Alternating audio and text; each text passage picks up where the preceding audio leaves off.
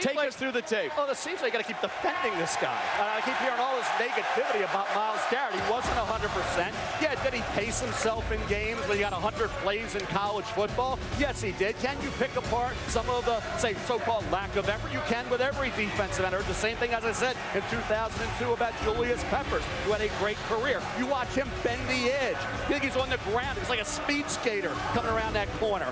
He can play like no other when he is at 100% physically, and he wasn't this year. This kid's 6'4.5", 272 pounds, incredibly long arms, huge hands, ran a 4.64 40, 33 reps in the weight room, shows he'll work hard to improve that upper body strength, which was tremendous at the end of his career. And he had a 41-inch vertical. We don't have cornerbacks or wide receivers with a vertical of 41 and a 10.8 broad jump. My point for the last month has been he can be as good as he wants to be. You say, well, anybody can be as good as he wants to be. No, they can't, because they don't have freakish talent like Myles Garrett. And if he wants to be great, he can be great. Now, I think when you look at Myles Garrett, you say, well, is he focused on football? He has other interests. So what? He's a multi-dimensional kid. He's a great kid. He reads novels. He's into dinosaurs, paleontology, okay? He's well-rounded in the music, Journey, Hall & Oates, Motown. I mean, what's not to like about a kid who has interests beyond football? Nothing. I'm worried about you going through the entire night.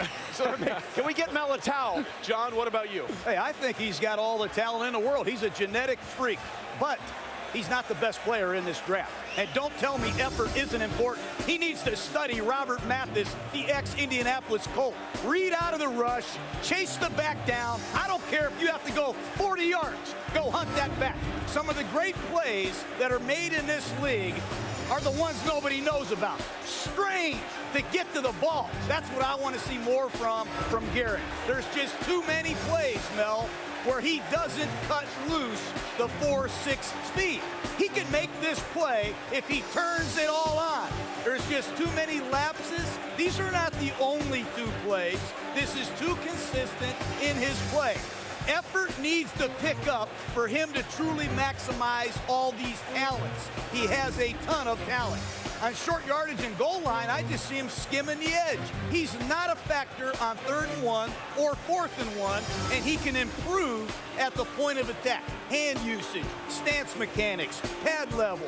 He can be better in all these areas. He's got to buy into Greg Williams, the defensive coordinator, to be a great one, but he sure is talented. Well, I'll tell you what, you just mentioned a name right now that's going to play a pivotal role if he is drafted by the Cleveland Browns, and that's Greg Williams. Because I can tell you this, Mel, guys who don't want to, you won't want to play for Greg Williams, because he will make you want to give it to him all of the time. Look, it's always about consistency. Consistency of effort, consistency of preparation, consistency of love for the game. There's no question he's a freak.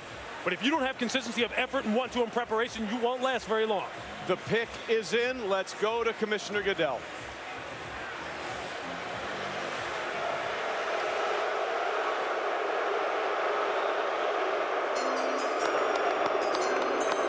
With the first pick in the 2017 NFL Draft, the Cleveland Browns select Myles Garrett, defensive end, Texas A&M.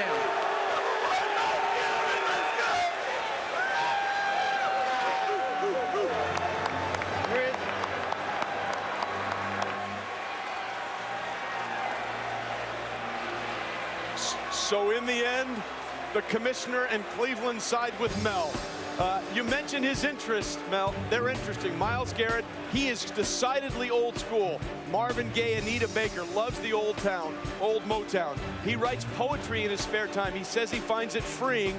He absolutely loves dinosaurs. He almost went to Ohio State over the Aggies because they have the 2nd best paleontology program in the country, and his brother Sean Williams was the 17th overall pick in the 2007 NBA draft. By the way, lather, rinse, repeat here as you see the reaction from Myles Garrett at the NFLPA player debut party, the #1 overall pick.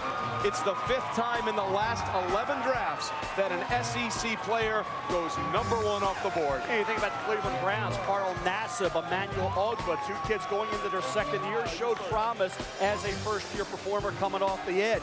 Now you add Garrett to that group of pass rushers in a division with Ben Roethlisberger, Joe Flacco, and Andy Dalton. So for Cleveland Browns now, the challenge is to use that 12th pick, get back up in there and get Mitch Trubisky if they feel he's the best quarterback in the draft. They cannot come out of this draft without a quarterback. They went for Cody Kessler in the 3rd round last year. Didn't work out yet. He doesn't have the arm necessary to be an effective starter, in my opinion. RG3 didn't work out. Hassel and Carson Wentz didn't work out because he's showing big-time promise in Philadelphia. They got to hit on a quarterback at some point, now or not too distant future, which means today or tomorrow, but you can't get cute. If they feel Trubisky was worthy of being in the discussion to be #1, then they have to go back up and get him. And there you see Hall of Famer Bruce Smith there handing him the Cleveland Browns jersey.